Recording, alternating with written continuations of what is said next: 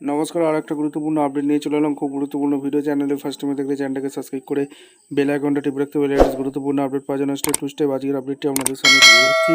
আজকে কথা বলবো চুক্তিভিত্তিক কর্মীদের নিয়ে। হ্যাঁ, একটা বেতন বৃদ্ধির দাবি জানাচ্ছে নবান্নে জমা পড়লো চুক্তিভিত্তিক কর্মীদের চিঠি। একটা ভাইরাল চিঠি আপনাদের সামনে তুলে ধরবো। কবে বেতন বৃদ্ধি হবে সেই নিয়ে একটা আপডেট আছে। চ্যানেলে ফার্স্ট টাইমে দেখলে চ্যানেলটাকে সাবস্ক্রাইব করে বেল আইকনটা টিপে রাখতে হবে। লেটেস্ট গুরুত্বপূর্ণ আপডেট পাওয়ার জন্য স্টেপ টু স্টেপ আজকের আপডেটটি আপনাদের সামনে তুলে ধরছি। বলছে নবান্নে জমা পড়লো চুক্তিভিত্তিক কর্মীদের মেগা স্মারকলিপি। পে কমিশন ও বেতন বৃদ্ধির দাবিতে উত্তাল সোশ্যাল মিডিয়া। অর্থ দপ্তরে জমা দেওয়া ডেপুটেশনের কপি ভাইরাল নেট মাধ্যমে।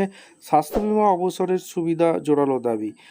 এখানে রাজ্যের বিভিন্ন দপ্তরে কর্মরত চুক্তিভিত্তিক অস্থায়ী কর্মীদের দীর্ঘদিনের বঞ্চনা, ন্যায্য দাবি দেওয়া সম্বলিত একটি স্মারকলিপি বা ডেপুটেশনের কপি সম্প্রতি সোশ্যাল মিডিয়ায় ব্যাপক ভাইরাল হচ্ছে। নেট মাধ্যম বিভিন্ন সূত্র থেকে প্রাপ্ত খবর অনুযায়ী গত 3 তারিখ চুক্তিভিত্তিক কর্মীদের সমন্বয় কমিটি পশ্চিমবঙ্গের পক্ষ থেকে রাজ্যের অর্থ দপ্তরের প্রধান সচিবের কাছে এই অত্যন্ত গুরুত্বপূর্ণ স্মারকলিপি জমা দেওয়া হয়েছে। ভাইরাল হওয়া এই চিঠিতে আক্ষেপ প্রকাশ করে জানানো হয়েছে যে স্থায়ী কর্মীদের সঙ্গে কাঁধে কাঁধ মিলিয়ে সমান দক্ষতার কাজ করার পর অস্থায়ী কর্মীদের বেতন ও সুযোগ সুবিধা অত্যন্ত সামান্য এবং বৈষম্যমূলক।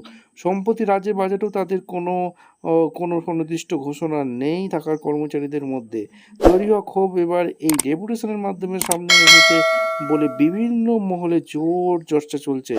সোশ্যাল মিডিয়ায় ভাইরাল হওয়া এই স্মারকলিপি অনুযায়ী মূলত 4টি মেগা দাবি সরকারের কাছে পেশ করা হয়েছে। প্রথমত, বর্তমান বাজার দরের সঙ্গে সামঞ্জস্য রেখে অবিলম্বে কর্মীদের সম্মানজনক বেতন বৃদ্ধি করতে হবে। দ্বিতীয়ত, চুক্তিভিত্তিক কর্মীদের নির্দিষ্ট বেতন কাঠামোর মধ্যে এনে আসন্ন রাজ্য বেতন কমিশনে আওতাভুক্ত করতে হবে। তৃতীয়ত, কর্মীদের সামাজিক পারিবারিক সুরক্ষার স্বার্থে সম্মানজনক অবসরকালীন ভাতা, কর্মরত অস্থায়ী মৃত্যু হলে পারিবারিক আর্থিক সাহায্য এবং মানবিকতার খাতিরে চাকরি না গ্রাউন্ডে নিয়োগের জোরালো দাবি জানানো হয়েছে। এবং চতুর্থত, চিকিৎসাসঙ্গত বিপুল খরচ থেকে বাজারের সমস্ত অস্থায়ী কর্মীদের অবিলম্বে ওয়েস্ট বেঙ্গল WBHS এর অন্তর্ভুক্ত করার কথা বলা হয়েছে। অর্থ দপ্তরের এই সিলমোহর